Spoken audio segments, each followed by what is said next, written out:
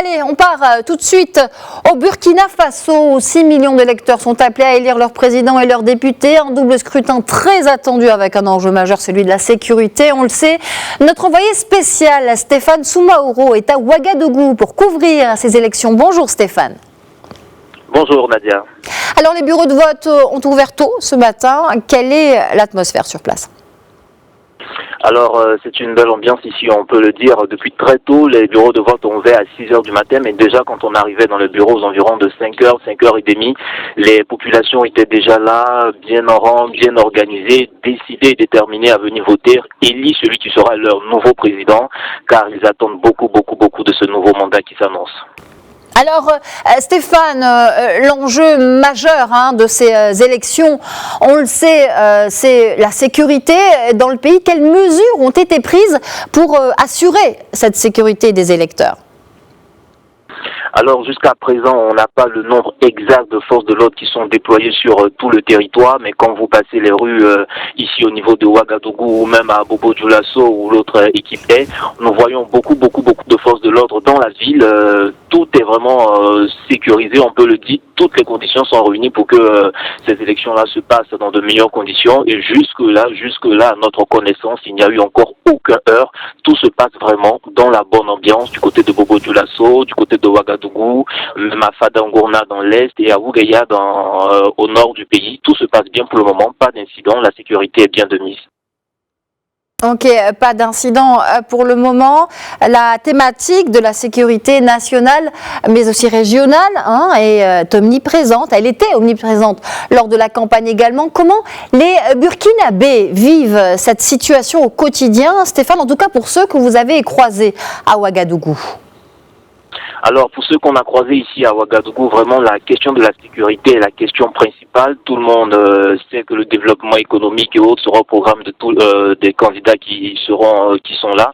Mais la question de la sécurité, parce que vraiment le Burkina, depuis près de 5 ans, avec l'arrivée, on va le dire, depuis le mandat de Roch Marc Christian Kaboré, beaucoup d'attentats ont eu lieu, beaucoup d'attaques ont eu lieu. C'est près de 1200 morts et près de 2 millions de déplacés sur les routes. Certains commerçants qu'on a croisés ce matin parlent de il y a beaucoup de tracas sur la route au niveau de la corruption, soi-disant, ce qu'ils disent, au niveau de la corruption. Donc déjà même là, c'est un gros problème pour les commerçants, ça ralentit le commerce et les activités. Au niveau des populations, on avance mais on a peur. Vous savez, il y a près de 1500 villages ici au Burkina Faso qui ne pourront pas aller au vote aujourd'hui pour des questions justement de sécurité. C'est environ 15 communes, donc c'est près de 18% de la population électorale au Burkina Faso qui ne pourra pas aller voter pour des questions de sécurité. Donc tout le monde s'entend, tout le monde est unanime ici. La question de la sécurité doit être la priorité du nouveau président du Burkina Faso. La sécurité, priorité, enjeu majeur de ce double scrutin. Stéphane, vous voulez dire un scrutin qui se tient aussi dans un contexte particulier, celui de la pandémie. Alors, au moment où nous parlons, l'affluence a-t-elle été impactée par cette pandémie? Avez-vous peut-être un premier chiffre à nous donner concernant la participation? Alors, concernant la participation aux environs de 13h30, c'est-à-dire en mi-journée, la commission électorale nationale devrait tenir un point de presse pour donner un premier point de la situation. Mais pour l'heure, on n'a pas de données, on n'a pas de chiffre exact sur la mobilisation.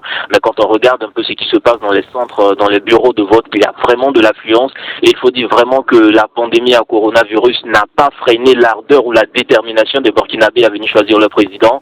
Ils sont là nombreux. Question même de mesures sanitaires, les quelques centres que nous avons visités, difficile de voir à l'entrée des gels hydroalcooliques ou autres, les mesures barrières de distanciation pas très respectées. Les populations sont là, leur seul enjeu, la démocratie, voter leur président, pour dire que le côté sanitaire, un peu mis de côté pour le moment.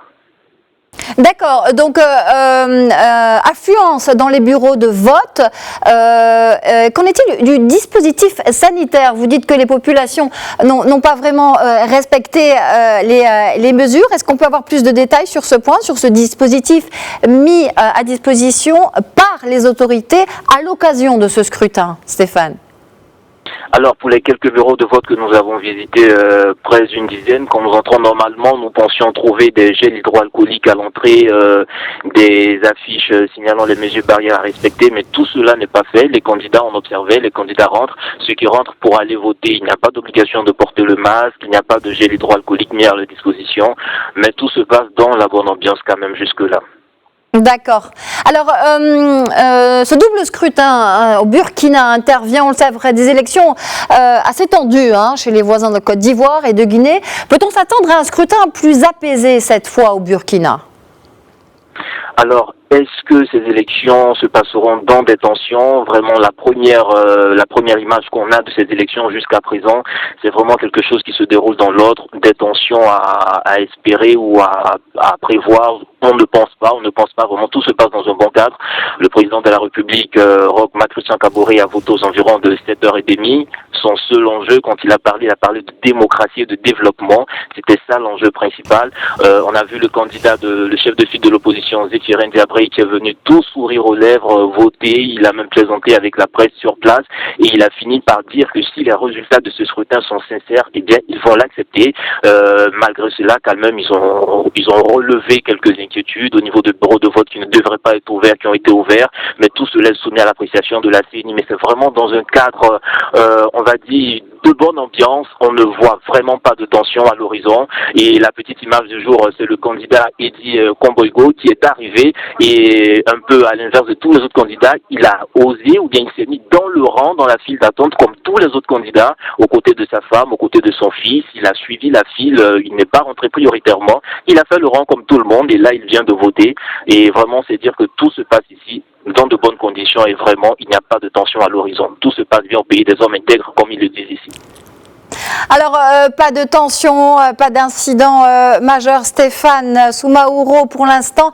Mais à partir de quand tomberont les premières tendances et surtout quand aura lieu l'annonce des résultats officiels et définitifs au Burkina Faso ?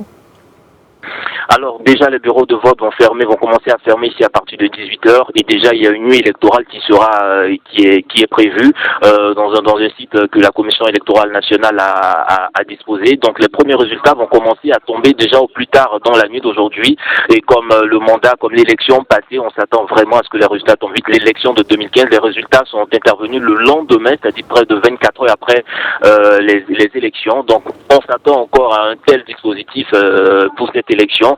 Il y aura d'abord la nuit électorale qui commence ce soir et juste après, on se dit dans la journée de demain, lundi, on devrait déjà avoir la majorité des résultats.